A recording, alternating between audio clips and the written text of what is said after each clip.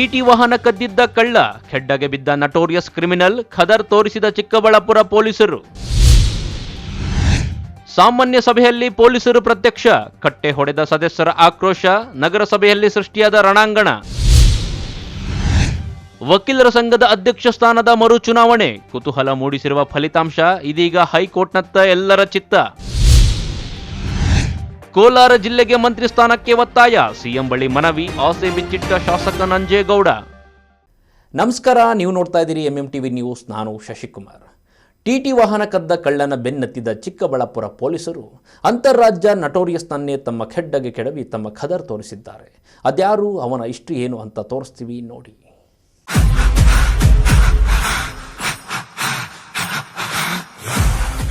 ಹೌದು ವೀಕ್ಷಕರೇ, ಪುಷ್ಪ ಚಲನಚಿತ್ರದಲ್ಲಿ ಅಲ್ಲು ಅರ್ಜುನ್ ರಕ್ತ ಚಂದನದ ಸ್ಮಗ್ಲರ್ ಆಗಿ ನಟಿಸಿ ಪ್ರೇಕ್ಷಕರನ್ನ ರಂಜಿಸಿದ್ರು. ಆದ್ರೆ ಇಲ್ಲೊಬ್ಬ ನಟೋರಿಯಸ್ ಸ್ಮಗ್ಲರ್ ಪುಷ್ಪ ಸಿನಿಮಾಗೂ ಮೀರಿ ಒರಿಜಿನಲ್ ರಕ್ತ ಚಂದನದ ಸ್ಮಗ್ಲರ್ ಆಗಿರುವಂತಹ ಈತ ಈಗ ಪೊಲೀಸರ ಅತಿಥಿಯಾಗಿದ್ದಾನೆ.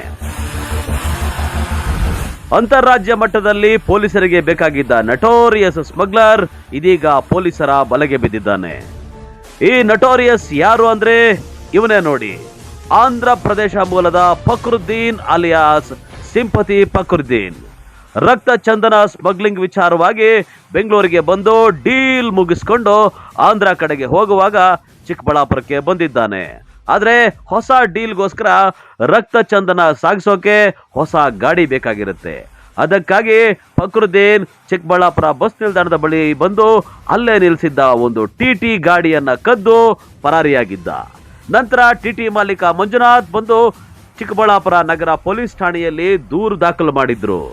ದೂರು ದಾಖಲಿಸಿಕೊಂಡು ಕಳ್ಳನ ಬಲೆಗೆ ಬೀಸಿದ್ದಂತಹ ಪೊಲೀಸರು ಸತತ 5 ತಿಂಗಳ ಕಾರ್ಯಾಚರಣೆ ನಂತರ ಕಳ್ಳನ ಮಾಹಿತಿ ಕಲೆ ಹಾಕಿ ಆಂಧ್ರ ಪ್ರದೇಶದ ತಿರುಪತಿ ಬಳಿ ಬಂಧಿಸಿ ಕರೆ ತಂದಿದ್ದಾರೆ.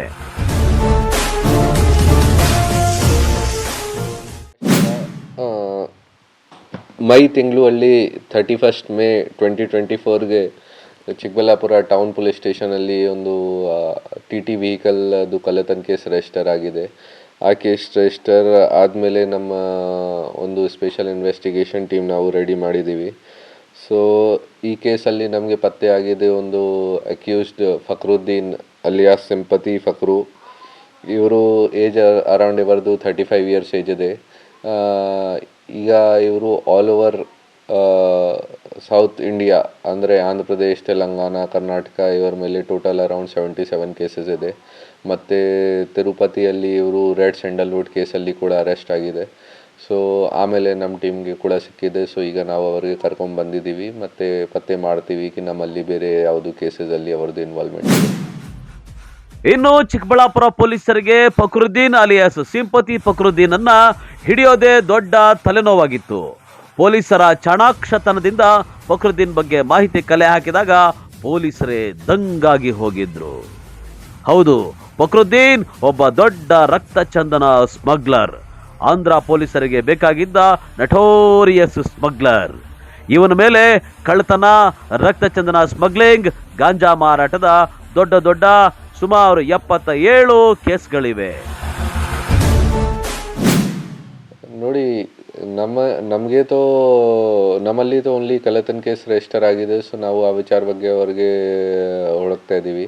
ಬಟ್ ಈಗ ನಮಗೆ ಈ ಥರ ಮಾಹಿತಿ ಬಂದಿದೆ ಅವ್ರ ಮೇಲೆ ಟೋಟಲ್ 77 ಕೇಸಸ್ ಇದೆ. ಸೊ ಈಗ ನಾವು ಕೂಡ ಚೆಕ್ ಮಾಡ್ತೀವಿ ನಮ್ಮಲ್ಲಿ ಇದೇ ರೀತಿಯ ಯಾವುದು ಬೇರೆ ಕೇಸಸ್ ರಿಜಿಸ್ಟರ್ ಆಗಿದೆ, ಮತ್ತು ಇವರು ಕಳ್ಳತನ ಮಾಡಿದಾರ, ಆ ವೆಹಿಕಲ್ಗೆ ಬೇರೆ ಯಾವುದು ಅಫೆನ್ಸಲ್ಲಿ ಯೂಸ್ ಮಾಡಿದಾರ, ಮತ್ತು ಬೇರೆ ಯಾವುದು ರಿಕವರಿ ವಗೇರೆ ಆಗುತ್ತೆ ಇವರಿಂದ. ಸೊ ಎಲ್ಲ ನಾವು ಇವರ ಮೇಲೆ ಈಗ ಪರಿಶೀಲನೆ ಮಾಡ್ತಾ ಇದ್ದೀವಿ. ಸೊ ಚೆಕ್ ಮಾಡ್ತೀವಿ ನಮ್ಮಲ್ಲಿ ಯಾವ ಜಾಗ ಇವರದ್ದು ಇನ್ವಾಲ್ವ್ಮೆಂಟ್ ಇದೆ. ಮೇನ್ಲಿ ಇವರದ್ದು ಗಾಡಿ ಕಳ್ಳತನ ವಗೇರೆ ಇದೆ, ಮತ್ತು ರೆಡ್ ಸ್ಯಾಂಡಲ್ವುಡ್ದು ಕೂಡ ಇವರು ಸ್ಮಗ್ಲಿಂಗ್ ಥರ ಮಾಡ್ತಾ ಇದ್ದೀರಾ. ಸೊ ಬೇಸಿಕ್ಲಿ ಸ್ಟೋಲನ್ ವೆಹಿಕಲ್ಸಲ್ಲಿ ಅದನ್ನು ಟ್ರಾನ್ಸ್ಪೋರ್ಟ್ ಮಾಡ್ತಾರೆ. ಸೊ ಇದೇ ಅವ್ರದ್ದು ಮೇನ್ ಕೆಲಸ ಇದೆ. ಸೊ ಈಗ ಆಲ್ ಓವರ್ ಬೇರೆ ಸ್ಟೇಟ್ಸಿಂದ ಕೂಡ ನಾವು ಕೋಆರ್ಡಿನೇಟ್ ಮಾಡಿಕೊಂಡು ಚೆಕ್ ಮಾಡ್ತಾ ಇದ್ದೀವಿ ಏನೇನು ಮೂಮೆಂಟ್ಸ್ ಇದೆ, ಯಾವ ಜಾಗ ಹೋಗಿದ್ದೀರಾ ಇವರು ಲಾಸ್ಟ್ 1 ಇಯರಲ್ಲಿ.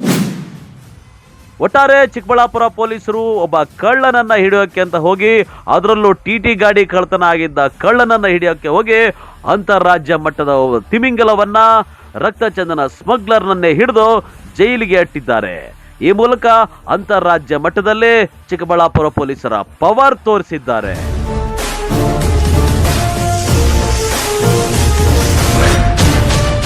ಕ್ಯಾಮರಾಮನ್ ಪ್ರವೀಣ್ ಜೊತೆ ಕಳವಾರ ಅರುಣ್, MMTV ನ್ಯೂಸ್, ಚಿಕ್ಕಬಳ್ಳಾಪುರ. ಇಲ್ಲೊಂದು ನಗರಸಭೆ ಸಾಮಾನ್ಯ ಸಭೆಯಲ್ಲಿ ಪೊಲೀಸರು ಕಾಣಿಸಿಕೊಂಡಿದ್ದೇ ತಡ ಸದಸ್ಯರು, ಅಧ್ಯಕ್ಷರು ಹಾಗೂ ಪೌರಾಯುಕ್ತರ ವಿರುದ್ಧ ರೊಚ್ಚಿಗೆದ್ದು ದೊಡ್ಡ ರಣಾಂಗಣವನ್ನೇ ಸೃಷ್ಟಿಸಿದರು. ಅದೇಗೆ ಅಂತ ನೀವೇ ನೋಡಿ.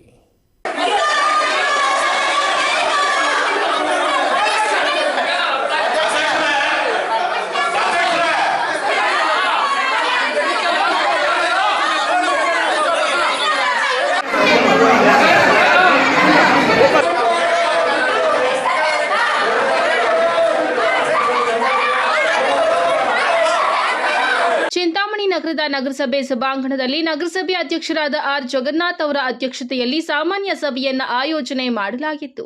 ಸಾಮಾನ್ಯ ಸಭೆಯಲ್ಲಿ ನಗರಸಭೆ ಒಳಾಂಗಣ ಹಾಗೂ ಹೊರಾಂಗಣದಲ್ಲಿ ಸೂಕ್ತ ಪೊಲೀಸ್ ಬಂದೋಬಸ್ತ್ ಮಾಡಲಾಗಿತ್ತು. ಸಾಮಾನ್ಯ ಸಭೆ ಆರಂಭವಾಗುತ್ತಿದ್ದಂತೆ ನಗರಸಭಾ ಸದಸ್ಯರಾದ ಮೊಹಮ್ಮದ್ ಶಫೀಕ್, ಅಗ್ರಹಾರ ಮುರಳಿ, ಜೆಸಿಪಿ ನಟರಾಜ್, ಮಂಜುನಾಥ್, ರೂಬಿಯಾ ಸುಲ್ತಾನ್, ದೇವಳಂ ಶಂಕರ್ ಅವರು ಈ ಹಿಂದೆ ನಡೆದಿರುವ ಸಾಮಾನ್ಯ ಸಭೆಗಳಲ್ಲಿ ಸಭೆಯ ಸಭಾಂಗಣದಲ್ಲಿ ಪೊಲೀಸರಿಗೆ ಅವಕಾಶ ಕಲ್ಪಿಸಿಕೊಟ್ಟಿರಲಿಲ್ಲ. ಈ ದಿನ ನಡೆಯುತ್ತಿರುವ ಸಭೆಯಲ್ಲಿ ಮಾತ್ರ ಪೊಲೀಸರಿಗೆ ಸಭೆಯ ಒಳಾಂಗಣದಲ್ಲಿ ಅವಕಾಶ ಕಲ್ಪಿಸಿಕೊಟ್ಟು ಸಭೆ ನಡೆಯುತ್ತಿರುವುದು ಎಷ್ಟರ ಮಟ್ಟಿಗೆ ಸರಿ ಎಂದು ನಗರಸಭೆ ಅಧ್ಯಕ್ಷ ಹಾಗೂ ಪೌರಾಯುಕ್ತರ ಮೇಲೆ ಗರಂ ಆದ ನಂತರ ಪೌರಾಯುಕ್ತರು ಹಾಗೂ ನಗರಸಭಾ ಸದಸ್ಯರು ಸಭೆಯ ಸಭಾಂಗಣದಲ್ಲಿ ಕೂತಿದ್ದ ಪೊಲೀಸರನ್ನ ಹೊರಗಡೆ ಕಳುಹಿಸಿ ಸಭೆಯನ್ನ ಮುಂದುವರೆಸಿದ್ದಾರೆ. ಸಾಮಾನ್ಯ ಸಭೆಯ ಅಜೆಂಡಾದಲ್ಲಿ ಅಭಿವೃದ್ಧಿ ವಿಷಯಗಳನ್ನ ಬಿಟ್ಟು ಬೇರೆ ವಿಷಯಗಳನ್ನ ನಗರಸಭಾ ಸದಸ್ಯರ ಗಮನಕ್ಕೆ ತರದೆ ಅಜೆಂಡಾ ತಯಾರಿ ಮಾಡಿರುವುದು ನೋಡಿದ್ರೆ ನಗರಸಭೆ ಪೌರಾಯುಕ್ತರು ಹಾಗೂ ಅಧ್ಯಕ್ಷರು ತುಘಲಕ್ ದರ್ಬಾರ್ ನಡೆಸುತ್ತಿದ್ದಾರೆ ಎಂದು ದೂರಿದ್ದಾರೆ. ಇನ್ನು ನಗರಸಭೆಯಲ್ಲಿ ದಲ್ಲಾಳಿಗಳ ಹಾವಳಿ ಹೆಚ್ಚಾಗಿದೆ. ಒಂದು ಸೈಟಿನ ಈ ಖಾತೆ ಮಾಡಿಕೊಡಲು 20 ರಿಂದ 25 ಸಾವಿರ ರು ಲಂಚ ಅಧಿಕಾರಿಗಳು ಪಡೆಯುತ್ತಿದ್ದಾರೆ ಎಂದು ನಗರಸಭಾ ಸದಸ್ಯರಾದ ಮೊಹಮ್ಮದ್ ಶಫೀಕ್ ಗಂಭೀರ ಆರೋಪ ಮಾಡಿದ್ದಾರೆ.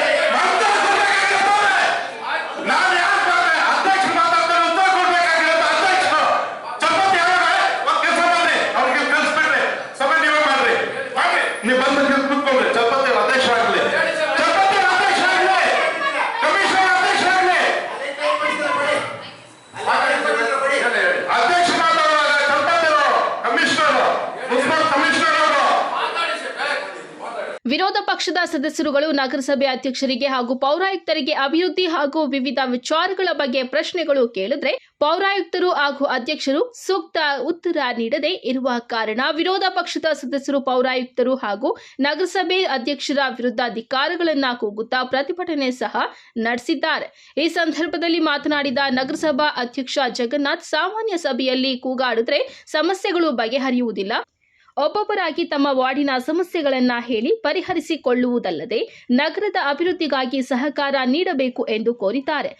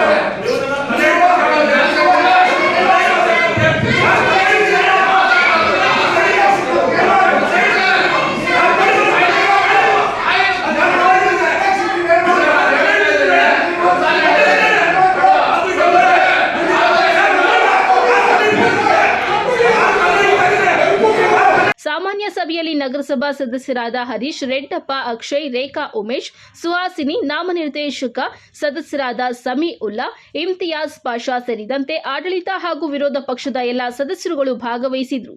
Assam Pasha, MMTV news, Chintamani. ಇದೀಗ ಬ್ರೇಕ್ನ ನಂತರ ಎಂಎಂಟಿವಿ ನ್ಯೂಸ್ ಮುಂದುವರಿಯುತ್ತದೆ. ಶ್ರೀ ನೀಲಾದ್ರಿ ಪಾಲಿಕ್ಲಿನಿಕ್, ದರ್ಗಾ ಹತ್ತಿರ, ಎಂಜಿ ರಸ್ತೆ, ಚಿಕ್ಕಬಳ್ಳಾಪುರ. ನುರಿತ ಚರ್ಮರೋಗ ತಜ್ಞರಿಂದ ಚರ್ಮರೋಗಕ್ಕೆ ಸಂಬಂಧಪಟ್ಟ ತೊಂದರೆಗಳು, ಗಜ್ಜಿ, ತೊನ್ನು, ತುರಿಕೆ, ಸೋರಿಯಾಸಿಸ್, ಎಕ್ಸಿಮಾ, ಲೈಂಗಿಕ ರೋಗಗಳು, ಉಗುರುಗಳ ಸಮಸ್ಯೆ, ಕೂದಲಿಗೆ ಸಂಬಂಧಪಟ್ಟ ಸಲಹೆಗಳು, ಕೂದಲು ಉದುರುವುದು, ಬಿಳಿ ಕೂದಲು, ಸ್ತ್ರೀಯರಿಗೆ ಕೈಕಾಲುಗಳ ಮೇಲೆ ಅನವಶ್ಯಕ ಕೂದಲು ಬೆಳೆಯುವುದು, ಸೌಂದರ್ಯಕ್ಕೆ ಸಂಬಂಧಪಟ್ಟ ಸಲಹೆಗಳು, ಮೊಡವೆಗಳು, ಚರ್ಮ ಒಡೆಯುವುದು, ಒಣಚರ್ಮ, ಆಯಿಲ್ ಸ್ಕಿನ್, ಸ್ಕಿನ್ ರ್ಯಾಷಸ್ ಇತರೆ ಕಾಯಿಲೆಗಳಿಂದ ಶೀಘ್ರ ಗುಣಮುಖರಾಗಲು ಸಲಹೆ ಮತ್ತು ಚಿಕಿತ್ಸೆಯನ್ನ ನೀಡಲಾಗುವುದು.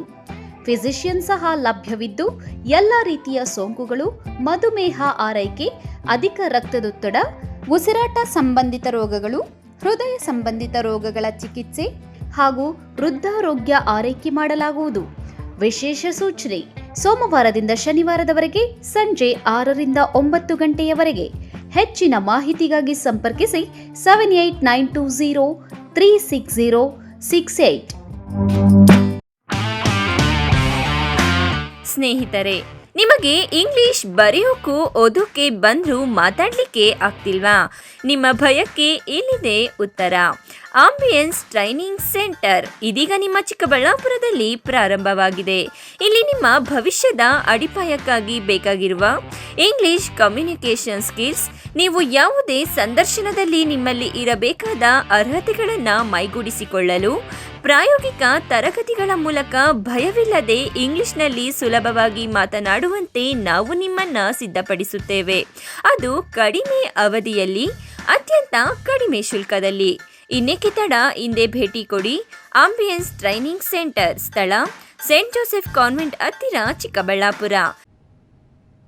प्यार की राह में चलना सीख.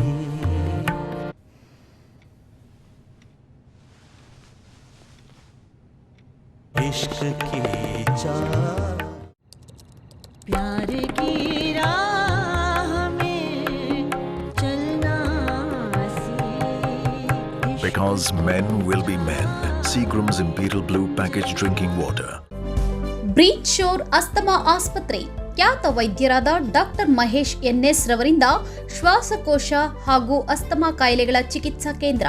ನಮ್ಮಲ್ಲಿ ಕೆಮ್ಮು, ಕಫ, ಉಬ್ಬಸ, ವೀಸಿಂಗ್, ಉಸಿರಾಟದ ಸಮಸ್ಯೆ, ಅತಿಯಾದ ಸೀನು, ಎದೆ ನೋವು, ನ್ಯೂಮೋನಿಯಾ, ನಿದ್ದೆಯಲ್ಲಿ ಗೊರಕೆ, ನಿದ್ರೆಯಲ್ಲಿ ಉಸಿಗಟ್ಟುವಿಕೆ ಮುಂತಾದ ಸಮಸ್ಯೆಗಳಿಗೆ ಚಿಕಿತ್ಸೆ ದೊರೆಯುತ್ತದೆ. ಪಿಎಫ್ಡಿ ಪರೀಕ್ಷೆಯಿಂದ ಧೂಮಪಾನ ಚಟ ಹಾಗೂ ಅಲರ್ಜಿ ಸಮಸ್ಯೆಯಿಂದ ಬಳಲುತ್ತಿರುವವರಿಗೆ ಶ್ವಾಸಕೋಶದಲ್ಲಿನ ನ್ಯೂನ್ಯತೆ ಬಗ್ಗೆ ತಿಳಿದು ಚಿಕಿತ್ಸೆ ನೀಡಲಾಗುವುದು.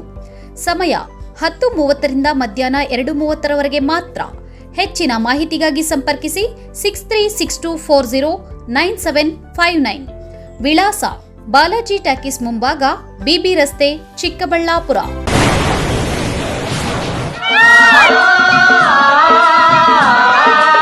ಕಾವೇರಿ ಬೋರ್ವೆಲ್ಸ್, ಚಿಕ್ಕಬಳ್ಳಾಪುರ ಜಿಲ್ಲೆಯಾದ್ಯಂತ ಬೋರ್ವೆಲ್ ಕೊರೆಸುವ ಸಮಸ್ತ ಆತ್ಮೀಯ ರೈತ ಬಾಂಧವರಿಗೆ ಕಾವೇರಿ ಬೋರ್ವೆಲ್ಸ್ನ ನಿಮ್ಮ ಯುವ ರೈತ ಬಾಂಧವ ಅಡ್ಡಗಲ್ ಪಾತೂರ್ ಅಮರೇಶ್ ರವರ ವತಿಯಿಂದ ಸಂತಸದ ಸುದ್ದಿ.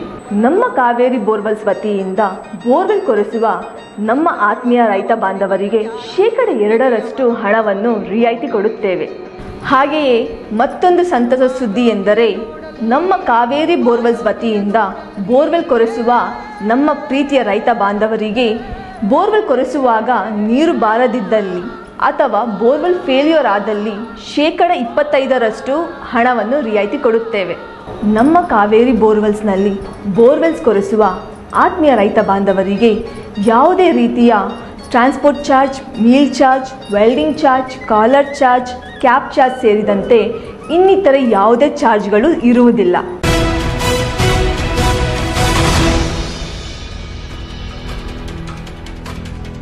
ಭಾರೀ ಕುತೂಹಲ ಮೂಡಿಸಿದ್ದ ವಕೀಲರ ಸಂಘದ ಅಧ್ಯಕ್ಷ ಸ್ಥಾನದ ಚುನಾವಣೆ ಶಾಂತಿಯುತವಾಗಿ ನಡೆದು ಮತದಾನ ಎಣಿಕೆಯ ಪ್ರಕ್ರಿಯೆ ನಡೆದಿದೆ. ಅಧ್ಯಕ್ಷ ಸ್ಥಾನ ಗದ್ದುಗೆ ಯಾರು ಏರುತ್ತಾರೆ ಎಂಬ ಪ್ರಶ್ನೆಗೆ ತೆರೆ ಬಿದ್ದಂತಾಗಿದೆ.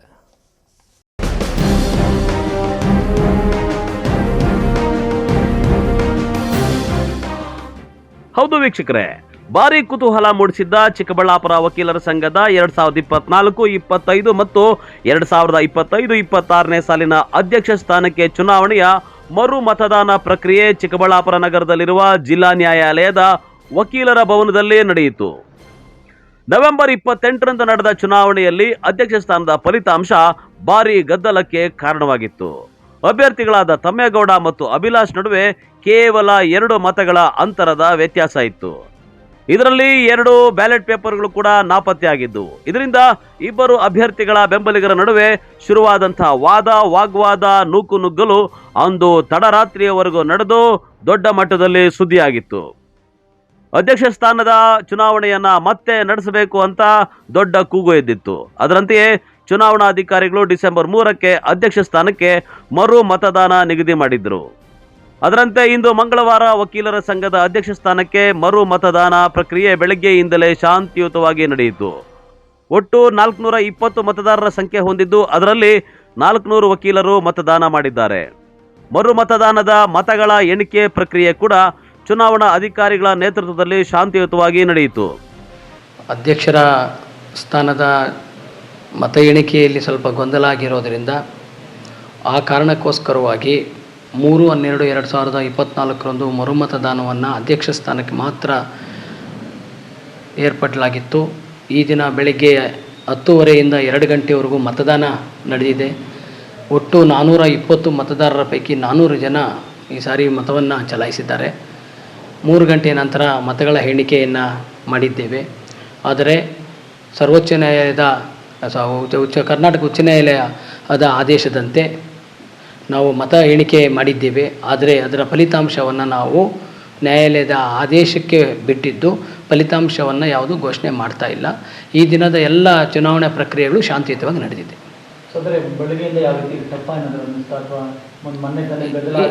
ಇಲ್ಲ ಈ ಬಾರಿ ಶಿಸ್ತುಬದ್ಧವಾಗಿ ಬಂದಿದ್ದರು. ಈ ಸಾರಿ ವಕೀಲರು ಭಾಳ ಶಾಂತಿಯುತವಾಗಿ, ಭಾಳ ಹುಮ್ಮಸ್ಸಿನಿಂದನೇ ಬಂದು ಶಾಂತಿಯುತವಾಗಿ ಮತ್ತು ಶಿಸ್ತುಬದ್ಧವಾಗಿ ಬಂದು ಈ ಬಾರಿ ಮತದಾನವನ್ನು ಮಾಡಿದ್ದಾರೆ. ಮತದಾನ ಮತ್ತು ಮತ ಎಣಿಕೆ ಪ್ರಕ್ರಿಯೆಗಳಲ್ಲಿ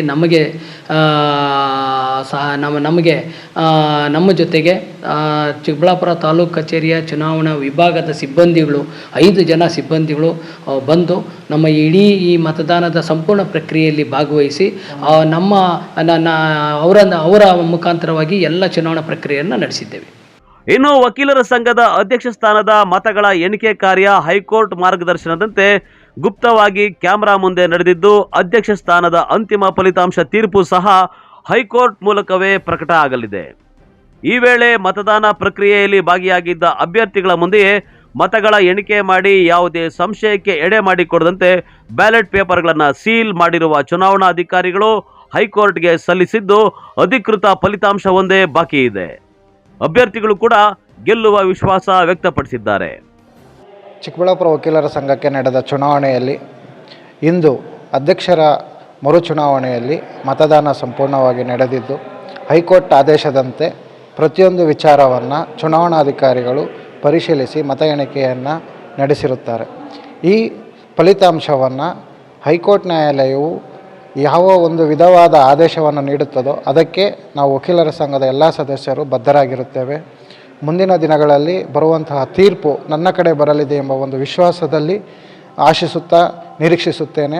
ಹಾಗೂ ನನಗಾಗಿ ಮತ್ತು ನನ್ನ ತಂಡದ ಎಲ್ಲ ಸದಸ್ಯರಿಗೆ ಈ ಮೂಲಕ ಕೃತಜ್ಞತೆಯನ್ನು ತಿಳಿಸುತ್ತೇನೆ. ಮತ್ತು ಮುಂದಿನ ದಿನಗಳಲ್ಲಿ ನಾನು ನೀಡಿದಂತಹ ವಿಚಾರಗಳ ಮೇಲೆ ಚುನಾವಣೆ ಫಲಿತಾಂಶ ಯಾವುದೇ ಆದರೂ ನಾನು ವಕೀಲರ ಜೊತೆ ಇರುತ್ತೇನೆಂದು ತಿಳಿಸಲು ಇಚ್ಛಿಸುತ್ತೇನೆ. ನಮ್ಮ ಮರು ಚುನಾವಣೆಗೆ ಮೂಲ ಕಾರಣ ಬ್ಯಾಲೆಟ್ ಪೇಪರ್ಗಳ ಕಳವು.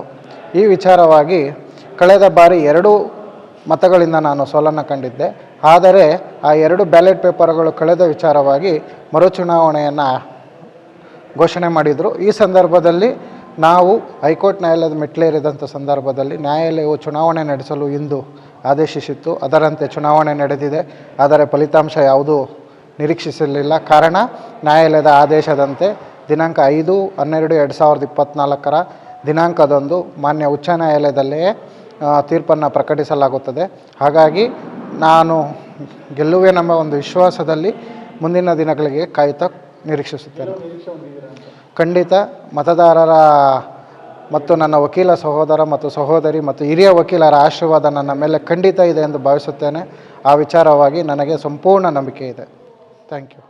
ಈ ವೇಳೆ ವಕೀಲರ ಸಂಘದ ಅಧ್ಯಕ್ಷ ಸ್ಥಾನದ ಮರು ಮತದಾನದ ವೇಳೆಯಲ್ಲಿ ಯಾವುದೇ ಅಹಿತಕರ ಘಟನೆಗಳು ನಡೆಯದಂತೆ ಇಬ್ಬರು ಸಬ್ ಇನ್ಸ್ಪೆಕ್ಟರ್ಗಳ ನೇತೃತ್ವದಲ್ಲಿ ಪೊಲೀಸ್ ಸಿಬ್ಬಂದಿಗಳನ್ನು ಆಯೋಜನೆ ಮಾಡಲಾಗಿತ್ತು.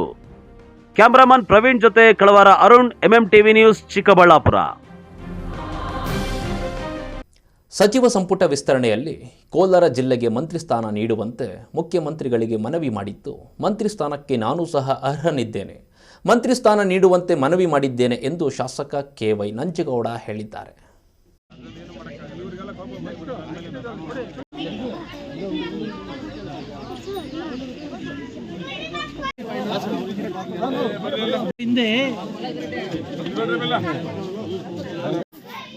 ಮಾಲೂರು ತಾಲೂಕಿನ ದೊಡ್ಡಿ ಗ್ರಾಮ ಪಂಚಾಯಿತಿ ವ್ಯಾಪ್ತಿಯ ಬಂಟಹಳ್ಳಿ ಗ್ರಾಮದಲ್ಲಿ ಡಾಂಬಾರು ರಸ್ತೆಗೆ ಹಾಗೂ ಬೆನಘಟ್ಟ ಗ್ರಾಮದಲ್ಲಿ ಅಂಗನವಾಡಿ ಕಟ್ಟಡಕ್ಕೆ ಶಾಸಕ KY ನಂಜೇಗೌಡ ಗುದ್ದಲಿ ಪೂಜೆ ನೆರವೇರಿಸಿದ್ದಾರೆ. ನಂತರ ಮಾತನಾಡಿದ ಅವರು, ದೊಡ್ಡಿ ಗ್ರಾಮ ಪಂಚಾಯಿತಿಯನ್ನು ಅಭಿವೃದ್ಧಿಪಡಿಸಲು ತಾಲೂಕು ಮಟ್ಟದ ಅಧಿಕಾರಿಗಳೊಂದಿಗೆ ಸಭೆ ಹಮ್ಮಿಕೊಳ್ಳಲಾಗಿದ್ದು, ಇಲಾಖೆಗಳಿಂದ ಸಿಗುವ ಅನುದಾನಗಳ ಬಗ್ಗೆ ಚರ್ಚೆ ನಡೆಸಲಾಗಿದೆ. ಸಚಿವ ಸಂಪುಟ ವಿಸ್ತರಣೆ ಮಾಡುವ ಸಂದರ್ಭ ಬಂದಲ್ಲಿ ರಾಜ್ಯದ ಮುಖ್ಯಮಂತ್ರಿಗಳು ಹಾಗೂ ಉಪಮುಖ್ಯಮಂತ್ರಿಗಳು ಕೋಲಾರ ಜಿಲ್ಲೆಗೆ ಈ ಬಾರಿ ಮಂತ್ರಿ ಸ್ಥಾನ ನೀಡಬೇಕು. ಜಿಲ್ಲೆಯಲ್ಲಿ 4 ಕಾಂಗ್ರೆಸ್ ಶಾಸಕರಿದ್ದು, ಈ ಸರ್ಕಾರದಲ್ಲಿ ಒಬ್ಬರಿಗಾದರೂ ಮಂತ್ರಿ ಸ್ಥಾನವನ್ನ ಬೇಕೆಂಬುವುದು ಕೋಲಾರ ಜಿಲ್ಲೆಯ ಜನರ ಒತ್ತಾಯವಾಗಿದೆ. ಅಲ್ಲದೆ ಮಾಲೂರು ತಾಲೂಕಿನಲ್ಲಿ ಕಾಂಗ್ರೆಸ್ ಪಕ್ಷವನ್ನ ತಳಮಟ್ಟದಿಂದ ಕಟ್ಟಿ ಬೆಳೆಸಿ ತುಂಬಾ ಕಷ್ಟದಲ್ಲಿ 2ನೇ ಬಾರಿಗೆ ಆಯ್ಕೆಯಾಗಿದ್ದು, ಮಂತ್ರಿ ಸ್ಥಾನಕ್ಕೆ ನಾನು ಅರ್ಹನಿದ್ದೇನೆ ಎಂದು ಸಂಪುಟದಲ್ಲಿ ಸ್ಥಾನದ ಕುರಿತು ಪ್ರತಿಕ್ರಿಯಿಸಿದರು. ಸಚಿವ ಸಂಪುಟ ವಿಸ್ತರಣೆ ಮಾಡುವಂತ ಸಂದರ್ಭ ಬಂದಿದೆ. ನಮ್ಮ ರಾಜ್ಯದಲ್ಲಿ ಮುಖ್ಯಮಂತ್ರಿಗಳು ಮತ್ತು ಉಪಮುಖ್ಯಮಂತ್ರಿಗಳು, ನಮ್ಮ ಪಕ್ಷದ ಹೈಕಮಾಂಡ್ ನಮ್ಮ ಜಿಲ್ಲೆಗೆ ಪ್ರಾತಿನಿಧ್ಯ ಕೊಡಬೇಕು. ಅದು ಡಿಮ್ಯಾಂಡ್ಸ್ ನಮ್ಮದು. ಯಾಕಂತಂದರೆ ಕೋಲಾರ ಜಿಲ್ಲೆಯಲ್ಲಿ 6 ಜನ MLAಗಳಿಂದ 4 ಜನ ಕಾಂಗ್ರೆಸ್ಸಿನ ಶಾಸಕರಿದ್ದಾರೆ.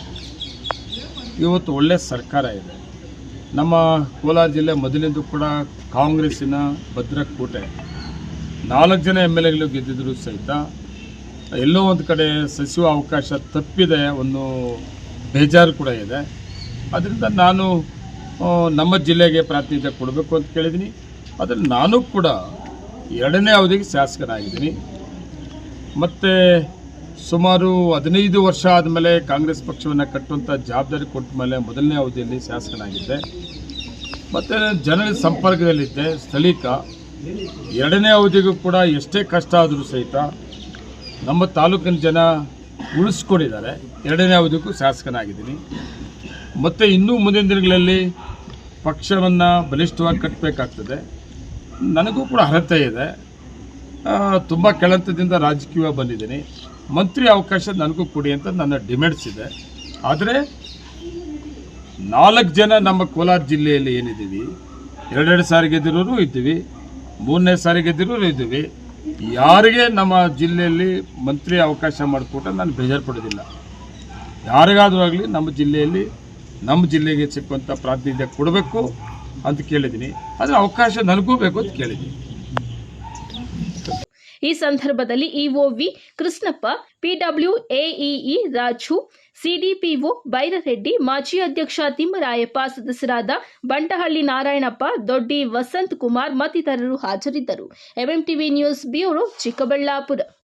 ಇದೀಗ ಬ್ರೇಕ್ನ ನಂತರ MMTV ನ್ಯೂಸ್ ಮುಂದುವರಿಯುತ್ತದೆ. ಹವಾಮಾನ ವೈಪರೀತ್ಯದ ವಾತಾವರಣದಲ್ಲಿ ಏರುಪೇರಿನ ನಡುವೆಯೇ ರೇಷ್ಮೆ ನಗರಿಯ ಬೆಳೆಗಾರರೊಬ್ಬರು ದ್ವಿತಳಿ ರೇಷ್ಮೆಗೂಡು ಬೆಳೆದು ಈ ವರ್ಷದಲ್ಲಿ ಅತ್ಯಧಿಕ ಬೆಲೆಗೆ ಮಾರಾಟ ಮಾಡಿ ಸೈ ಎನಿಸಿಕೊಂಡಿದ್ದಾರೆ.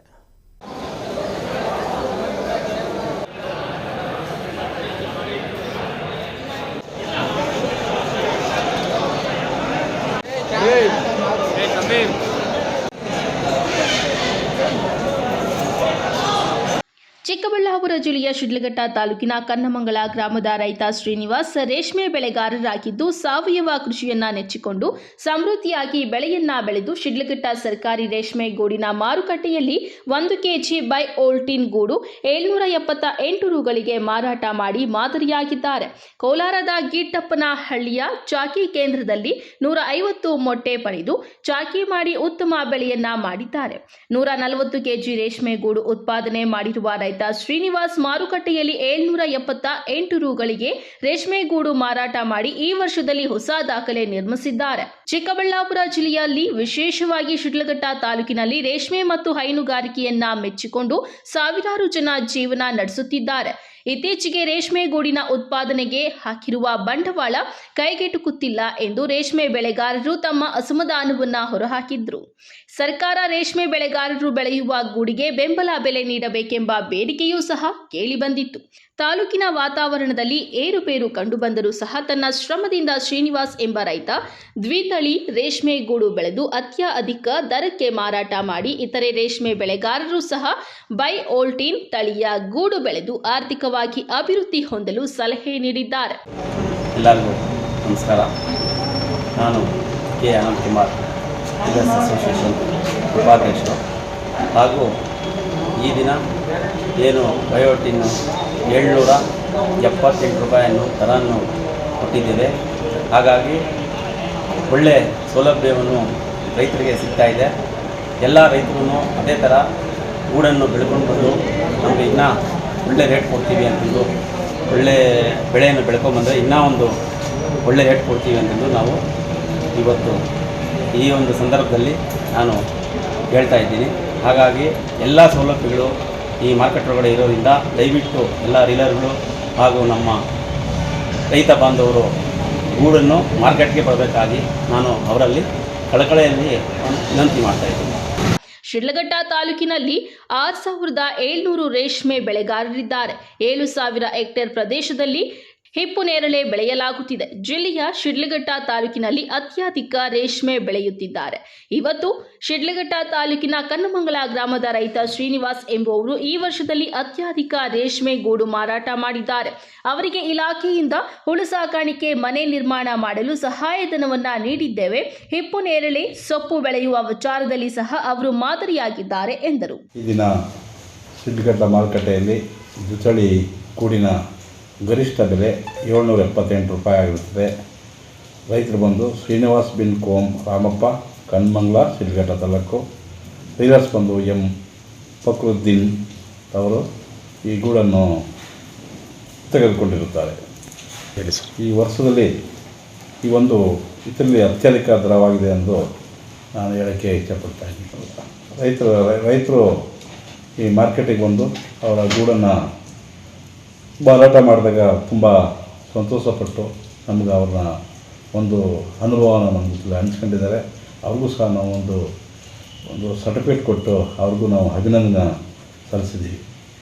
ದ್ವಿತಳಿ ಬೆಳೆ ಅಂದರೆ FC1 × FC1 ಅಂತ ಹೇಳ್ಬಿಟ್ಟು ಡಬಲ್ ಹೈಬ್ರಿಡ್ ಅಂತ, ಅದು 150 ಮೊಟ್ಟೆ ಚಾಕಿ ಪಡೆದು ಗಿಡ್ಡಪ್ಪನಹಳ್ಳಿ ಚಾಕಿ ಸಾಕಾಣಿಕೆ ಕೇಂದ್ರ ಕೋಲಾರದಿಂದ ಪಡೆದು ದ್ವಿತಳಿ ಗೂಡು ಉತ್ತಮ ಗೂಡು ಬೆಳೆದಿರ್ತವೆ. ಈ 137 kg ಇಳುವರಿ ಪಡೆದು 778 ರೂಪಾಯಿ ಉತ್ತಮ ಧಾರಣೆ ಪಡೆದು ಯಶಸ್ವಿ ಕಂಡಿರ್ತವೆ. ಈ ದ್ವಿತಳಿ ಗೂಡು ಬೆಳೆಯಲು ಯಾಕೆ ಉತ್ತೇಜನ ನೀಡ್ತೀವಿ ಅಂದರೆ, ನಮ್ಮ ಅಂತಾರಾಷ್ಟ್ರೀಯ ಮಾರುಕಟ್ಟೆ ವ್ಯಾಪ್ತಿಯಲ್ಲಿ ದ್ವಿತಳಿ ರೇಷ್ಮೆಗೆ ಹೆಚ್ಚಿನ ಬೇಡಿಕೆ ಇದೆ. ತಮೀಂ ಪಾಷಾ, MMTV ನ್ಯೂಸ್, ಶಿಡ್ಲಘಟ್ಟ. ಅವೈಜ್ಞಾನಿಕ ಕಾಮಗಾರಿ ವಿರುದ್ಧ ಸಾರ್ವಜನಿಕರು ದನಿ ಎತ್ತಿದರೆ ಅಧಿಕಾರಿಗಳು ಉಡಾಪೆ ಉತ್ತರ ನೀಡಿ ಜಾರಿಕೊಳ್ಳುತ್ತಿದ್ದಾರೆ ಎಂದು ಸಾರ್ವಜನಿಕರು ಆಕ್ರೋಶ ವ್ಯಕ್ತಪಡಿಸಿರುವ ಘಟನೆ ಬಾಗೇಪಲ್ಲಿಯಲ್ಲಿ ನಡೆದಿದೆ. ಬಾಗೇಪಲ್ಲಿ ತಾಲೂಕಿನ ಗೂಳೂರು ಗ್ರಾಮದಲ್ಲಿ 40 ಲಕ್ಷ ರುಗಳ ಸಿಸಿ ರಸ್ತೆ ಕಾಮಗಾರಿ ಗುತ್ತಿಗೆ ಪಡೆದುಕೊಂಡಿರುವ ಚಿಕ್ಕಬಳ್ಳಾಪುರ ಜಿಲ್ಲೆಯ KRIDL ಸಂಸ್ಥೆ ನಿರ್ವಹಿಸಿರುವ ಸಿಸಿ ರಸ್ತೆ ಕಾಮಗಾರಿ ಅತ್ಯಂತ ಅವೈಜ್ಞಾನಿಕ ಹಾಗೂ ಕಳಪೆ ಗುಣಮಟ್ಟದಿಂದ ಕೂಡಿದೆ. ಈ ಹಿಂದೆ ನಿರ್ಮಿಸಲಾಗಿದ್ದ ಚರಂಡಿಗಳನ್ನು ಮುಚ್ಚಿ ಸಿಮೆಂಟ್ ಕಾಂಕ್ರೀಟ್ ಹಾಕಲಾಗಿದೆ. ಇಷ್ಟ ಬಂದ ಪ್ರಮಾಣದಲ್ಲಿ ಸಿಮೆಂಟ್ ಬಳಸಿ ರಸ್ತೆಯನ್ನು ನಿರ್ವಹಿಸಲಾಗುತ್ತಿದೆ ಎಂದು ಸ್ಥಳೀಯರು ಅವೈಜ್ಞಾನಿಕ ಕಾಮಗಾರಿ ಬಗ್ಗೆ ಅಧಿಕಾರಿಗಳನ್ನು ಪ್ರಶ್ನಿಸಿದರೆ ಸಂಸ್ಥೆಯ ಎಸ್ಟಿಮೇಟ್ನಲ್ಲಿ ಇರುವಂತೆ ಕಾಮಗಾರಿ ಮಾಡುತ್ತಿದ್ದೇವೆ ಎಂದು ಉಡಾಪೆ ಉತ್ತರ ನೀಡಿ ಇಂಜಿನಿಯರ್ ಹಾಗೂ ತುಂಡು ಗುತ್ತಿಗೆದಾರ ಕೈ ತೊಳೆದುಕೊಂಡು ಕಾಮಗಾರಿ ಮುಗಿಸಿದ್ದಾರೆ ಎಂಬ ಆರೋಪ ಕೇಳಿಬಂದಿದೆ. ಅವೈಜ್ಞಾನಿಕ ಕಾಮಗಾರಿಯಿಂದ ಚರಂಡಿಯಲ್ಲಿ ಹರಿಯುತ್ತಿದ್ದ ಕೊಳಚೆ ನೀರು ನಡು ರಸ್ತೆಯಲ್ಲಿ ಹರಿಯುತ್ತಿದ್ದು ಕೊಳಚೆ ನೀರಿನ ಗಬ್ಬು ವಾಸನೆಯಲ್ಲಿ ಜೀವನ ಸಾಗಿಸುವ ಪರಿಸ್ಥಿತಿ ನಿರ್ಮಾಣಗೊಂಡಿದೆ ಎಂದು ಗೂಳೂರು ಗ್ರಾಮದ ಗ್ರಾಮಸ್ಥರು KRIDL సంస్థೆ అధికారిಗಳ విరుద్ధ ఆక్రోశ వ్యక్తపడిಸಿದ್ದಾರೆ. అవకాశంలో కూడా చేసినారు. అడిగితే కదా మేము చేయిస్తాము, లాస్ట్ మిషన్ పంపిస్తాము అని కూడా చెప్పినారు. మాకేమీ చేసినారు. నేను ఇప్పుడు ఇక్కడ వేస్ట్గా నిలిచిపోయాయి, ఇల్లు పక్కన వాసన వస్తూ ఉంది, చీటీలతో బాధ డిమాండ్ అయిపోయింది. మాకు ఏం చేసేది చెప్పినా కూడా ఏం లేదు. వాళ్ళు 3 ఏళ్ళకి 3 నిమిషాలు ఆ ఇల్లు ఈ ఇల్లు 3 ఏళ్ళు నీళ్ళు పోవాలి చేయండి. అట్లా బ్లాక్ అయిపోయింది. ఎన్ని ఇండ్లు ఉన్నాయా? ఇల్లు 3 ఏళ్ళు కొత్తగా రోడ్ డ్రైన్ వేయలేదా? లేదు సార్, వేయలేదు. ఈ ఆడికి ఈడు కూడా డ్రైన్ ఏమంటే సిమెంట్ అవంతా మాకు అయ్యి లేదు, ఆ మాత్రం వేయలేదని చెప్పి అక్కడే వేసారు. పోనీ డ్రైన్ అయినా చేసినారు, పోనీ పేరు చేయండి, అది లేదు. చేసామన్నాడు, ఇప్పుడు చేయలేదు. ఎట్లా చేసేది? నీళ్ళు కూడా ఎట్లా నిలిచిపోయాయి, వాసన చీటీలతో బాధ, నీళ్ళపై బాధ, వాళ్ళు వర్క్ చేస్తాడు వెళ్ళిపోయి అక్కడ ఏమైనా చేస్తున్నారో ఏమో తెలియదు, ఇక్కడ ఏమో లేదు. మళ్ళీ కూడా వచ్చింది సార్ 2 దినాల్లో కూడా 3 దినాలు మేము పోపిస్తాము చేయిస్తాము అన్నాళ్ళు మొత్తం లేకుండా వెళ్ళిపోయినారు. చేస్తాము తిరిగా మేము చేయిస్తాము పోయిస్తాము అని చెప్పినారు. మేము అది కూడా అయిపోతుంది. ఎవరనిందే? ಬಾಗೇಪಲ್ಲಿ ತಾಲೂಕು ಗೂಳೂರು ಗ್ರಾಮ ಪಂಚಾಯತ್ ಆಫೀಸ್ ಅಲ್ಲಿ ನಾವು ಇದು ರೋಡ್ ಹಾಕಿದ್ದಾರೆ. ಪೋಸ್ಟ್ ಆಫೀಸ್ ರೋಡ್, ಇದು ಫಸ್ಟ್ ಬ್ಲಾಕ್ ಬರುತ್ತೆ. ಇದು ನಮ್ಗೆಲ್ಲ ಚೆನ್ನಾಗಿ ನೀಟಾಗಿ ಹಾಕೊಟ್ಟಿದ್ದಾರೆ. ಆದ್ರೆ ಚರಂಡಿಗಳನ್ನ ಮಾತ್ರ ಎಲ್ಲ ಮುಚ್ಕೊಂಡು ಹೋಗಿದ್ದಾರೆ. ನಮ್ಗೆ ಚರಂಡಿಗಳನ್ನ ಮಾತ್ರ ವ್ಯವಸ್ಥೆ ಚೆನ್ನಾಗಿ ಮಾಡಿಲ್ಲ. ಇದೊಂದು ನಮ್ಗೆ ಚೆನ್ನಾಗಿ ಮಾಡಿಕೊಟ್ರೆ ಒಳ್ಳೆಯದು. ಯಾಕಂದ್ರೆ ಮಕ್ಕಳೆಲ್ಲ ಮನೆಯಲ್ಲಿ ಇರ್ತಾರೆ, ಮಕ್ಕಳಿರ್ತಾರೆ, ಅನಾರೋಗ್ಯಗಳೆಲ್ಲ ಬರುತ್ತೆ. ಎಲ್ಲ ಸೊಳ್ಳೆಗಳಿಂದ ನಾವು 3 ಮನೆಗಳಿಂದ ನಮ್ಗೆ ವಾಟರ್ ಎಲ್ಲ ಇಲ್ಲೇ ಬ್ಲಾಕ್ ಆಗ್ಬಿಟ್ಟಿದೆ. ಸ್ವಲ್ಪ ನಮ್ಗೆ ಸಹಾಯ ಮಾಡಿಕೊಡ್ಬೇಕು. KRIDL ಸಂಸ್ಥೆ ಎಇ ಅಮೂಲ್ಯ ಮಾತನಾಡಿ ಬಾಗೇಪಲ್ಲಿ ತಾಲೂಕಿನ ಗೋಳೂರು ಗ್ರಾಮದ ಅವೈಜ್ಞಾನಿಕ ಸಿಸಿ ರಸ್ತೆ ಕಾಮಗಾರಿ ಕುರಿತು ಗೋಳೂರು ಗ್ರಾಮಕ್ಕೆ ಭೇಟಿ ನೀಡಿ ಕಾಮಗಾರಿ ಸ್ಥಳ ಪರಿಶೀಲನೆ ನಡೆಸಿ ಮುಂದಿನ ಕ್ರಮ ವಹಿಸಲಾಗುತ್ತದೆ ಎಂದು MMTV ವಾಹಿನಿಗೆ ತಿಳಿಸಿದ್ದಾರೆ. ನಮಸ್ಕಾರ ಮೇಡಮ್. ನಮಸ್ತೆ, ಹೇಳಿ. ನಾನು MMTV reporter madam, Manjunath Reddy ಅಂತ. ಗೊತ್ತಾಯ್ತು, ಹೇಳಿ. ಅದೇ ನಾನು ಸ್ಪಾಟ್ಗೆ ಹೋಗಿದ್ದೆ ಆ ಕಾಮಗಾರಿ ಪ್ರದೇಶಕ್ಕೆ. ತಮ್ಗೆ ಅವಾಗ ಫೋನ್ ಮಾಡಿದೆ, ಪಬ್ಲಿಕ್ಸ್ ತಮ್ಮನ್ನ ಮಾತಾಡ್ಬೇಕು ಅಂದ್ರು. ಮೀಟಿಂಗ್ ಅಲ್ಲಿ ಇದ್ದಿದ್ದಕ್ಕೆ ರಿಸೀವ್ ಮಾಡ್ಲಿಲ್ಲ, ಹೇಳಿ. ಪರವಾಗಿಲ್ಲ ಮೇಡಮ್. ಅದೇ ಈಗ ಅಲ್ಲಿ ಪಬ್ಲಿಕ್ಸ್ ಎಲ್ಲ ಏನಂದ್ರೆ ಕಾಮಗಾರಿ ಸರಿಯಾಗಿ ಮಾಡಿಲ್ಲ, ಅವಾಗ ನೆನಪು ಮಾಡಿದ್ದಾರೆ. ಮತ್ತೆ ಡ್ರೈನ್ಗಳು ಮಾಡ್ಕೊಡ್ತೀನಿ ಅಂತ ಕಾಮಗಾರಿ ಪ್ರಾರಂಭ ಮಾಡಿದಾಗ ಡ್ರೈನ್ಗಳೆಲ್ಲ ನಾವು ಮಾಡ್ಕೊಡ್ತೀನಿ ಅಂತ ಹೇಳಿದ್ರು. ಆದ್ರೆ ನಾನು ಬರ್ತೀನಿ ಒಂದ್ಸತಿ, ಬಂದಾಗ ನಾನು ನಿಮಗೆ ಫೋನ್ ಮಾಡ್ತೀನಿ, ಓಕೆನಾ? ಅಲ್ಲ, ಅವ್ರು ಹೇಳ್ಬಿಡ್ತೀನಿ ತಮ್ಮ ಕೇಳಿ. ಅವ್ರು ಡ್ರೈನ್ಗಳು ಮಾಡಿಲ್ಲ ಅಂತ ಅವ್ರು ಅಲ್ಲಿ ತೋಡ್ಕೊಂಡಿದ್ದಾರೆ. ಅದು ನಾವು ಈಗ ಎಲ್ಲ ವಿಡಿಯೋಸ್ ಎಲ್ಲ ಮಾಡಿದೀವಿ. ಇದ್ರ ಬಗ್ಗೆ ತಾವು ಏನು ಪ್ರತಿಕ್ರಿಯೆ ಕೊಡ್ತೀರಾ, ಏನ್ ಕ್ರಮ ಕೈಗೊಳ್ತೀರಾ ಅಂತ ಅಷ್ಟೇ ಬೇಕಾಗಿರೋದು ಮೇಡಮ್. ಸರಿ, ನಾನು ಒಂದಿನ ಬರ್ತೀನಿ. ಬಂದಾಗ ನಾನು ಹಂಗೆ ವಿಸಿಟ್ ಮಾಡಿ ನಾನು ನಿಮ್ಗೆ ಅಲ್ಲೇ ಮಾತಾಡ್ತೀನಿ. ಸ್ಪಾಟ್ ವಿಸಿಟ್ ಮಾಡ್ತೀರಾ? ಸ್ಪಾಟ್ ವಿಸಿಟ್ ಮಾಡ್ತೀನಿ. Okay, thank you madam. P Manjunatha Reddy, MMTV news, Bagepalli. ಜಿಲ್ಲಾಡಳಿತ ಬರೀ ಮುಖ್ಯವಾಗಿ ಸರಿಯಾದಂತ ನಿಖರ ಒಂದು ಮಾಹಿತಿಗಳನ್ನು ಸರ್ಕಾರಕ್ಕೆ ಕೊಡಬೇಕು. ಸಾಕಷ್ಟು ಸಂದರ್ಭದಲ್ಲಿ ಈ ತರ ನಷ್ಟಗಳಾದಾಗ ಒಂದು ವರದಿನ ಸರಿಯಾದಂತ ವರದಿಗಳನ್ನ ಸರ್ಕಾರಕ್ಕೆ ಕೊಡ್ತಾ ಇರಲಿಲ್ಲ. ಹಾಗಾಗಿ ಸರ್ಕಾರ ಪರಿಹಾರ ನಮಗೆ ರೈತಾಪಿ ವರ್ಗಕ್ಕೆ ಯಾರು ಬಾಧಿತರ ಇದ್ದಾರೆ ಅವ್ರಿಗೆ ಸಿಗ್ತಾ ಇರಲಿಲ್ಲ. ಫೆಂಗಲ್ ಚಂಡಮಾರುತದಿಂದ ಕೋಲಾರ ಜಿಲ್ಲೆಯಲ್ಲಿ ಸತತವಾಗಿ 4 ದಿನಗಳಿಂದ ಸುರಿಯುತ್ತಿರುವ ಮಳೆಯಿಂದಾಗಿ ರೈತರ ಬೆಳೆಗಳು ಬಹಳಷ್ಟು ನಷ್ಟವಾಗಿದ್ದು, ಈ ಕೂಡಲೇ ಸರ್ಕಾರ ಇತ್ತ ಗಮನ ಹರಿಸಬೇಕೆಂದು ಒತ್ತಾಯಿಸಿ ಕೋಲಾರ ಜಿಲ್ಲೆಯ ಶ್ರೀನಿವಾಸಪುರ ಪಟ್ಟಣದಲ್ಲಿ ಕರ್ನಾಟಕ ಪ್ರಾಂತ ರೈತ ಸಂಘದ ವತಿಯಿಂದ ಸುದ್ದಿಗೋಷ್ಠಿ ನಡೆಸಿ ರೈತ ಮುಖಂಡ PR ಸೂರ್ಯನಾರಾಯಣರವರು ಮಾತನಾಡಿದರು. ಸತತವಾಗಿ 4 ದಿನಗಳಿಂದ ಸುರಿಯುತ್ತಿರುವ ಜಡಿಮಳೆಯಿಂದಾಗಿ ಕೃಷಿ ಚಟುವಟಿಕೆಗಳು ಸಂಪೂರ್ಣವಾಗಿ ಸ್ಥಗಿತಗೊಂಡಿದೆ. ಕೃಷಿ ತೋಟಗಾರಿಕೆ ಬೆಳೆಗಳು ಹಾನಿಯಾಗಿದ್ದು, ಮುಂಗಾರು ಮಳೆ ಈ ವರ್ಷ ಕೈಕೊಟ್ಟ ಹಿನ್ನೆಲೆಯಲ್ಲಿ ಕೃಷಿ ಇಲಾಖೆಯ ಗುರಿಯಂತೆ ನಿರೀಕ್ಷಿತ ಪ್ರಮಾಣದಲ್ಲಿ ಮಳೆಯಾಗಿದೆ. ಪರಿಣಾಮ ಬಿತ್ತನೆ ಪ್ರಮಾಣ 50% ಮೀರಿಲ್ಲ. ಅಷ್ಟೋ ಇಷ್ಟೋ ಮಳೆಯ ಅಭಾವದಲ್ಲಿ ಬೆಳೆದು ನಿಂತಿದ್ದ ಬೆಳೆಗಳು ರಾಗಿ ತೆನೆಗಳು ನೆಲಕ್ಕೆ ಬಿದ್ದು ಮೊಳಕೆ ಹೊಡೆಯುತ್ತಿವೆ. ಅವರೆ, ಟೊಮೆಟೊ ಹಾಗೂ ಆಲೂಗಡ್ಡೆ ಸೇರಿ ವಿವಿಧ ಬೆಳೆಗಳು 15ರಿಂದ 20 ದಿನಗಳಲ್ಲಿ ಕಟಾವು ಮಾಡಬೇಕಿದ್ದ ಬೆಳೆಗಳು ಬೆಳೆಗಳು ಹಾನಿಯಾಗಿದ್ದು ಕೂಡಲೇ ಸರ್ಕಾರಗಳು ಮಧ್ಯ ಪ್ರವೇಶ ಮಾಡಬೇಕು. ಬೆಳೆ ಹಾನಿಗೊಳಗಾದ ರೈತರಿಗೆ ಪರಿಹಾರ ನೀಡಬೇಕು. ಜಿಲ್ಲೆಯ ಅಧಿಕಾರಿಗಳು ಸಹ ಸ್ಪಷ್ಟವಾಗಿ ಸರ್ಕಾರಕ್ಕೆ ವರದಿ ನೀಡಬೇಕು. ಜಾನುವಾರುಗಳಿಗೆ ಸಹ ಪಶು ಇಲಾಖೆಯಿಂದ ಈ ಕೂಡಲೇ ಚುಚ್ಚುಮದ್ದುಗಳನ್ನು ಹಾಕಬೇಕು ಎಂದು ಮನವಿ ಮಾಡಿದರು. ಬಹುಶಃ 2-3 ದಿವಸಗಳಿಂದ ನಾವು ಯಾರೂ ಕೂಡ ಹೊರಗಡೆ ಬರಲಿಕ್ಕೆ ಆಗಲಾರ್ದಂಥ ಪರಿಸ್ಥಿತಿ ನಿರ್ಮಾಣ ಆಗಿತ್ತು.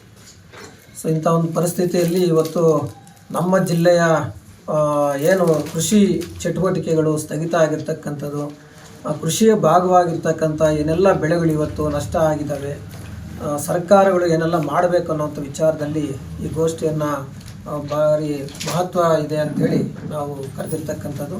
ಜಿಲ್ಲಾಡಳಿತ ಭಾರಿ ಮುಖ್ಯವಾಗಿ ಸರಿಯಾದಂಥ ನಿಖರ ಒಂದು ಮಾಹಿತಿಗಳನ್ನು ಸರ್ಕಾರಕ್ಕೆ ಕೊಡಬೇಕು. ಸಾಕಷ್ಟು ಸಂದರ್ಭದಲ್ಲಿ ಈ ಥರ ನಷ್ಟಗಳಾದಾಗ ಒಂದು ಸರಿಯಾದಂಥ ವರದಿಗಳನ್ನು ಸರ್ಕಾರಕ್ಕೆ ಕೊಡ್ತಾ ಇರಲಿಲ್ಲ. ಸೊ ಹಾಗಾಗಿ ಸರ್ಕಾರ ಪರಿಹಾರ ನಮಗೆ ರೈತಾಪಿ ವರ್ಗಕ್ಕೆ ಯಾರು ಆ ಬಾಧಿತರ ಇದ್ದಾರೆ ಅವ್ರಿಗೆ ಸಿಗ್ತಾ ಇರಲಿಲ್ಲ. ಸೊ ಈ ಒಂದು ಪರಿಸ್ಥಿತಿಯಿಂದ ಹೊರಗಡೆ ಜನ ಬರಬೇಕಾದ್ರೆ ಜಿಲ್ಲಾಡಳಿತ, ತಾಲೂಕು ಆಡಳಿತಗಳು ಸಕ್ರಿಯವಾಗಿ ಕೆಲಸ ಮಾಡಿ ಸರ್ಕಾರದ ಗಮನವನ್ನು ಸೆಳೆಯುವಂಥ ರೀತಿಯಲ್ಲಿ ವರದಿಗಳನ್ನು ಕೊಡಬೇಕು. ಮತ್ತು ಸರ್ಕಾರ ಕೂಡ ಈಗ ಆದಾಯ ಕಡಿಮೆ ಇಲ್ಲ ಸರ್ಕಾರಕ್ಕೆ. 4-5 ಯೋಜನೆಗಳು, ಉಚಿತ ಯೋಜನೆಗಳು ನಡುವೆ ಇವತ್ತು ಆದಾಯನೂ ಕೂಡ ಏರಿಕೆ ಆಗಿದೆ ಸರ್ಕಾರಕ್ಕೆ. ಎಲ್ಲ ಇವತ್ತು ಸ್ಟ್ಯಾಂಪ್ ಡ್ಯೂಟಿ ಇವೆಲ್ಲ ಕೂಡ ರೈಸ್ ಮಾಡಿದ್ದಾರೆ, ವಿದ್ಯುತ್ ಶುಲ್ಕ ರೈಸ್ ಮಾಡಿದ್ದಾರೆ, ಬೇರೆ ಇವೆಲ್ಲ ಶುಲ್ಕಗಳೆಲ್ಲ ರೈಸ್ ಮಾಡಿದ್ದಾರೆ. ಸೊ ಹಾಗಾಗಿ ಆದಾಯ ಮೂಲಗಳು ಇರುವಂಥ ಸಂದರ್ಭದಲ್ಲಿ ಇವತ್ತು ಏನು ಈ ಚಂಡಮಾರುತದಿಂದ ಬಲಿಪಶು ಆಗಿದ್ದಾರೋ, ಯಾವ ಜಿಲ್ಲೆಗಳು ಎಫೆಕ್ಟ್ ಆಗಿದೆ ಇದಕ್ಕೆ ಅಂತ ಒಂದು ವಿಶೇಷವಾಗಿ ಜಿಲ್ಲೆಗಳಿಗೆ ಒಂದು ಪರಿಹಾರಗಳನ್ನು ಒಂದು ರೀತಿಯಲ್ಲಿ ಕಾರ್ಯಪಡೆಯನ್ನು ಇಟ್ಟುಕೊಂಡು ಸರಿಯಾದಂಥ ರೀತಿಯಲ್ಲಿ ಕೆಲಸ ಮಾಡಿ ಜನಗಳಿಗೆ ಅದನ್ನು ಆ ಪರಿಹಾರಗಳನ್ನು ಕೊಡಲಿಕ್ಕೆ ಸರ್ಕಾರ ಕೂಡಲೇ ಮುಂದಾಗಬೇಕು ಅಂತೇಳಿ ಇವತ್ತು ಕರ್ನಾಟಕ ಪ್ರಾಂತ ರೈತ ಸಂಘ ಕೋಲಾರ ಜಿಲ್ಲಾ ಸಮಿತಿ ಒತ್ತಾಯ ಮಾಡ್ತಾ ಇದೆ. NM Suresh, MMTV news, Srinivaspur. ನಾವು ನಿಮ್ಮ ಗಮನಕ್ಕೂ ಬಂದಿದೆ. ಇದನ್ನು ದಯವಿಟ್ಟು ಮಾನ್ಯ ನರೇಂದ್ರ ಮೋದಿ ಅವರಿಗೆ ಮತ್ತು ಗೃಹ ಸಚಿವರಾದ ಅಮಿತ್ ಶಾ ಅವರಿಗೆ ನಿಮ್ಮ ಕಡೆಯಿಂದ ನಾನು ಕಳಿಸ್ಬೇಕು ಅಂತೇಳಿ. ಅಂದರೆ ನಾವಿಲ್ಲಿ ಎರಡು ವಿಷಯ ವಕ್ಫ್ ಬೋರ್ಡ್ ವಿರುದ್ಧ ಕಾಯ್ದೆಗಳನ್ನು ಮತ್ತು ಬಾಂಗ್ಲಾದೇಶದಲ್ಲಿ ನಡೆಯುತ್ತಿರುವಂತಹ ಹಿಂದೂಗಳ ಮೇಲೆ ದೌರ್ಜನ್ಯವನ್ನ ಖಂಡಿಸಿ ದೊಡ್ಡಬಳ್ಳಾಪುರ ತಾಲೂಕು ಶ್ರೀರಾಮ ಸೇನೆ ಮತ್ತು ಹಿಂದೂ ಜನಜಾಗೃತಿ ಸಮಿತಿ ವತಿಯಿಂದ ಖಂಡಿಸಿ ಗೃಹ ಇಲಾಖೆ ಗೃಹ ಮಂತ್ರಿಗಳಿಗೆ ಅಮಿತ್ ಶಾ ಅವರಿಗೆ ಮನವಿಯನ್ನ ಸಲ್ಲಿಸುವಂತೆ ಬೆಂಗಳೂರು ಗ್ರಾಮಾಂತರ ಜಿಲ್ಲೆಯ ಜಿಲ್ಲಾಧಿಕಾರಿಗಳಿಗೆ ಬೆಂಗಳೂರು ಗ್ರಾಮಾಂತರ ಜಿಲ್ಲಾ ಗೌರವಾಧ್ಯಕ್ಷ ಶ್ರೀರಾಮ ಸೇನಾ ಶ್ರೀನಿವಾಸ ಗುರೂಜಿ ನೇತೃತ್ವದಲ್ಲಿ ಮನವಿ ಪತ್ರ ಸಲ್ಲಿಸಲಾಯಿತು. ಎಲ್ಲರಿಗೂ ನಮಸ್ಕಾರ. ಇವತ್ತು ಕರ್ನಾಟಕಾದ್ಯಂತ ವಕ್ಫ್ ಬೋರ್ಡ್ನ ಸಮಸ್ಯೆ ಜಿಲ್ಲೆಗಳಿಗೂ ವ್ಯಾಪಿಸ್ತಾ ಇದೆ. ಇಂತಹ ದುರ್ಗತಿ ಬರುತ್ತೆ ಅಂಥೇಳಿ ನಾವು ಯಾರೂ ಕೂಡ ಊಹೆ ಕೂಡ ಮಾಡಿರಲಿಲ್ಲ. ಇವತ್ತು ರಾಜ್ಯ ಸರ್ಕಾರವೇ ಖುದ್ದಾಗಿ ರೈತರ ಪಹಣಿಗಳಲ್ಲಿ ರೈತರಿಗೆ ಯಾವುದೇ ನೋಟಿಸನ್ನು ನೀಡದೆ ಇವತ್ತು ಎಲ್ಲ ಅಧಿಕಾರಿಗಳನ್ನು ಬಳಸಿಕೊಂಡು ರೈತರ ಪಹಣಿಗಳಲ್ಲಿ ಆ ವಕ್ಫ್ ಬೋರ್ಡ್ನ ಹೆಸರನ್ನು ನಮೂದಿಸಲಾಗ್ತಾ ಇದೆ. ಇದರ ವಿರುದ್ಧವಾಗಿ ನಾವಿವತ್ತು ಇದನ್ನು ಖಂಡಿಸಿ ಮಾನ್ಯ ಪ್ರಧಾನಮಂತ್ರಿಗಳಾದಂಥ ಶ್ರೀ ನರೇಂದ್ರ ಮೋದಿಯವರಿಗೆ, ಮಾನ್ಯ ಗೃಹ ಸಚಿವರಾದಂಥ ಶ್ರೀ ಅಮಿತ್ ಶಾಜಿಯವರಿಗೆ ಇವತ್ತು ನಾವು ನಮ್ಮ ಬೆಂಗಳೂರು ಗ್ರಾಮಾಂತರ ಜಿಲ್ಲೆಯ ಮಾನ್ಯ ಜಿಲ್ಲಾಧಿಕಾರಿಗಳಿಗೆ ನಾವಿವತ್ತು ಮನವಿಯನ್ನು ಸಲ್ಲಿಸ್ತಾ ಇದ್ದೇವೆ. ಏನು 1995ರಲ್ಲಿ ಮಾಡಿರ್ತಕ್ಕಂಥ ಕೆಲವು ಆ್ಯಕ್ಟ್ಗಳು, 2004ರಲ್ಲಿ ಆದಂಥ ಕೆಲವು ಆ್ಯಕ್ಟ್ಗಳು, ಏನು ವಕ್ಫ್ ವಿರುದ್ಧವಾಗಿ ಮತ್ತು ವಕ್ಫ್ ಸಮರ್ಥನೆ ಮಾಡಿಕೊಳ್ಳುವಂತಹ ಆ್ಯಕ್ಟ್ಗಳಿದೆ, ಅವನ್ನೆಲ್ಲವನ್ನು ರದ್ದುಗೊಳಿಸಬೇಕಾಗಿ ನಾವಿವತ್ತು ಈ ಮನವಿಯಲ್ಲಿ ಸಲ್ಲಿಸಿದ್ದೇವೆ. ನಂತರ ಬಾಂಗ್ಲಾದೇಶದ ವಿರುದ್ಧವಾಗಿ ಬಾಂಗ್ಲಾದೇಶದಲ್ಲಿ ನಡೀತಾ ಇರತಕ್ಕಂಥ ಹಿಂದೂಗಳ ಬರ್ಬರ ಹತ್ಯೆ ಆಗಿರ್ಬೋದು, ಹೆಣ್ಣು ಮಕ್ಕಳ ಮಾನಭಂಗ ಆಗಿರ್ಬೋದು, ಹೆಣ್ಣು ಮಕ್ಕಳಿಗೆ ಅಭದ್ರತೆ ಸೃಷ್ಟಿಯಾಗಿದೆ ಮತ್ತು ಅಲ್ಲಿ ಹಿಂದೂ ಸನಾತನ ಧರ್ಮಕ್ಕೆ ವಿಪರೀತವಾದಂಥ ಕ್ರೋಧ ಉಂಟಾಗಿದೆ. ಹೀಗೆ ಆ ಸನಾತನ ಧರ್ಮದವರು, ನಮ್ಮ ಧರ್ಮದವರು ಯಾರಿದ್ದಾರೆ ಅವರನ್ನೆಲ್ಲ ಹಿಮ್ಮೆಟ್ಟಿಸಿ ಹೊಡೆಯುವಂಥ ಕಾರ್ಯಕ್ರಮಗಳಾಗ್ತಾ ಇದೆ. ಅಲ್ಲಿ ಎಲ್ಲರನ್ನೂ ಸಾಯಿಸ್ತಾ ಇದ್ದಾರೆ. ಮತ್ತು ಹೀಗೆ ನಮ್ಮ ಇಸ್ಕಾನ್ನ ಗುರುಗಳಾದಂಥ ಚಿನ್ಮಯ ಕೃಷ್ಣದಾಸ್ ಎಂಬುವರನ್ನು ಬಂಧನ ಮಾಡಿದ್ದಾರೆ. ಅದನ್ನು ಸಮರ್ಥನೆ ಮಾಡೋಕ್ಕೆ ಹೋಗುತ್ತಂಥ ವಕೀಲರನ್ನು ಕೂಡ ಹತ್ಯೆ ಮಾಡಲಾಗಿತ್ತು ಇವತ್ತು.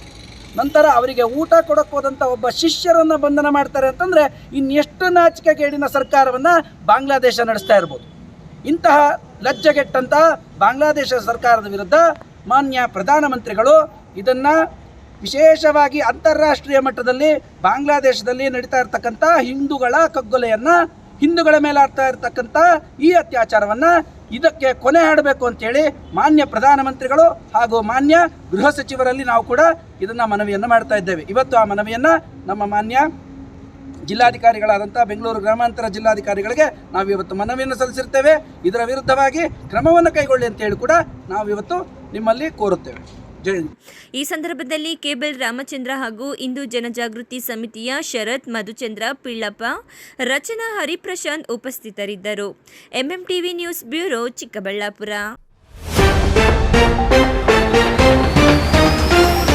ಟಿಟಿ ವಾಹನ ಕದ್ದಿದ್ದ ಕಳ್ಳ, ಖೆಡ್ಡಗೆ ಬಿದ್ದ ನಟೋರಿಯಸ್ ಕ್ರಿಮಿನಲ್, ಖದರ್ ತೋರಿಸಿದ ಚಿಕ್ಕಬಳ್ಳಾಪುರ ಪೊಲೀಸರು. ಸಾಮಾನ್ಯ ಸಭೆಯಲ್ಲಿ ಪೊಲೀಸರು ಪ್ರತ್ಯಕ್ಷ, ಕಟ್ಟೆ ಹೊಡೆದ ಸದಸ್ಯರ ಆಕ್ರೋಶ, ನಗರಸಭೆಯಲ್ಲಿ ಸೃಷ್ಟಿಯಾದ ರಣಾಂಗಣ.